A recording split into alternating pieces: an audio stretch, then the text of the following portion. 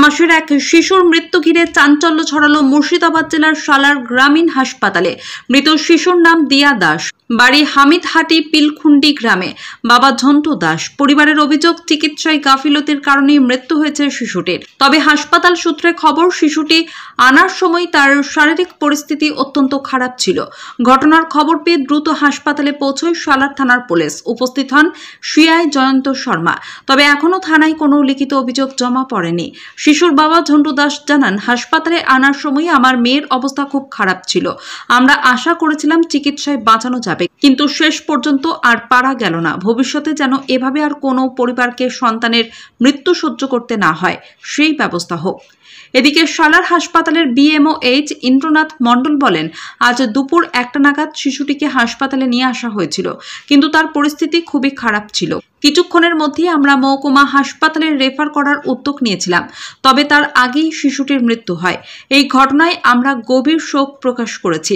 পরিবারের পাশে আছি এবং ভবিষ্যতে যাতে এই ধরনের ঘটনা আর না ঘটে সেদিকে বিশেষ নজর দেওয়া হবে।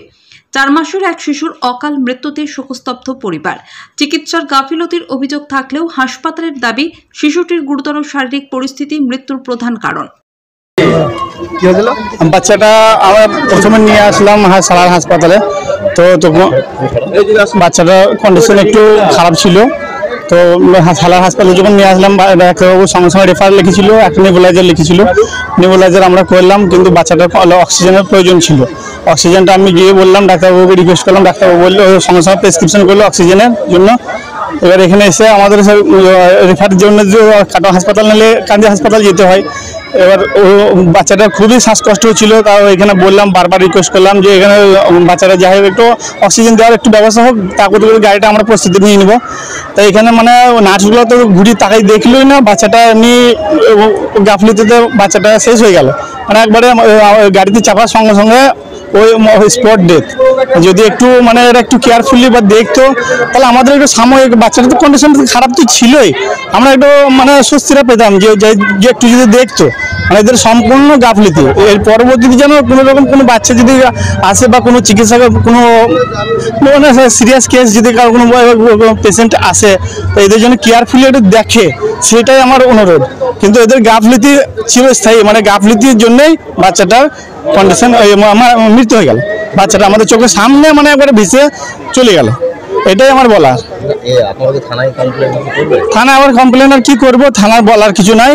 আমাদের বাচ্চা চলে গেছে, সে আমাদেরই গেছে, কিন্তু কারোর বিরুদ্ধে কমপ্লেন করবো না। কিন্তু কমপ্লেন বলতে আমার একটাই অভিযোগ, সেটা হচ্ছে সালার হাসপাতালের নার্সগুলোর এবং ডাক্তারদেরও আছে। নার্সরা যদি কেয়ারফুলি একটু দেখতো, তাহলে জানে আমাদের একটু স্বস্তিটা লাগতো। এটাই আমার বলার, আর কিছু না। আমার নাম প্রদীপ দাস। বাচ্চার আমি নিজে পিসি বাবা হচ্ছি। বাচ্চারা 4 মাস বয়স। হ্যাঁ, আজকে আপনার হাসপাতালে একটা শিশু মৃত্যুর ঘটনা ঘটলো এবং সেখানে আপনার নার্স এবং ডাক্তারদের গাফিলতির অভাবের মানে অভিযোগ হচ্ছে, কি বলবেন? হ্যাঁ, আজকে দুপুর 1টি নাগাদ একটি অসুস্থ শিশু, একদমই বাচ্চা 4 মাসের, সে আমাদের আউটডোরে এসেছিল। খুব খারাপ অবস্থাতে এসেছিল। আমি কর্তব্যরত ডাক্তারবাবু নার্সদের সঙ্গে এ বিষয়ে কথা বলেছি।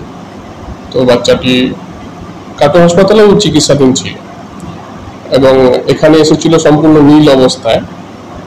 তারপর ডাক্তারবাবু সাধারণ ভাষায় যেটাকে গ্যাস দেওয়া বলে, অর্থাৎ নেবুলাইজেশনের জন্য অ্যাডভাইস দিয়ে আমাদের ইন্ডোরে পাঠিয়েছিল। সেখানে নেবুলাইজেশন দেওয়ার পরে রেফার নিয়ে যাওয়ার কথা। তো বাড়ির লোকের কিছু সমস্যার জন্য, তাদের আর্থিক সমস্যার জন্য অ্যাম্বুলেন্স তারা করতে পারেননি। 102 ফোন করেছিল। 102 থেকে গাড়ি দিতে দেরি হয়, ওনাদেরও কিছুটা সমস্যা হচ্ছিল রেফার নিয়ে যেতে। এই বিষয়ে আমিও কিছুটা সেই সময় জানতাম না, আমাকে জানানো হলে আমি নিশ্চয়ই কিছু ব্যবস্থা নিতে পারতাম। তো তৎক্ষণাৎ বাচ্চাটিকে অ্যাম্বুলেন্সে তোলার পরে বাচ্চাটির মৃত্যু হয়।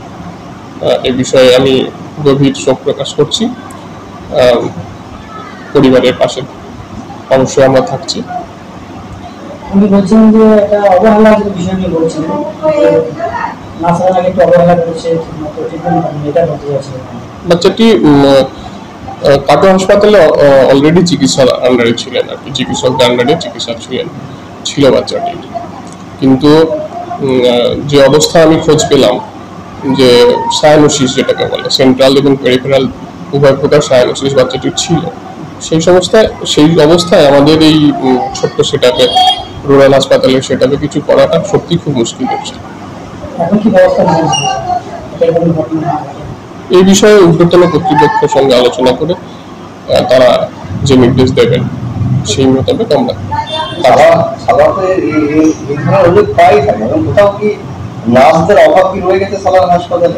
আমাদের নার্স এবং গ্রুপ ডি কিছু যতটা থাকার কথা, এখন সেই মুহূর্তে আমাদের লোকবল নেই, তো এমনিতে অবশ্যই অসুবিধা একটু আছে। সন্ধ্যার সময় কিন্তু একটা সমস্যা দেখা যায়, একটাই নার্স থাকেন সন্ধ্যাবেলা, একসঙ্গে 2-3টে ইমার্জেন্সি পেশেন্ট ঢোকে, সেই সমস্ত সময় চিকিৎসা করার সমস্যা হয়। হ্যাঁ, শুধু সন্ধ্যেই না, শুধু সন্ধ্যাবেলা নয়, অনেক সময় সকালবেলাতেও আমাদের একজন নার্স দিয়ে চালাতে হচ্ছে। এই বিষয়ে সিএমও স্যারকে জানানো হয়েছে, তো আশা করছি আমরা কিছু একটা নিদান উনি দেবেন। ডক্টর ইন্দ্রনাথ মন্ডল, বিএমওই সালার হাসপাতাল।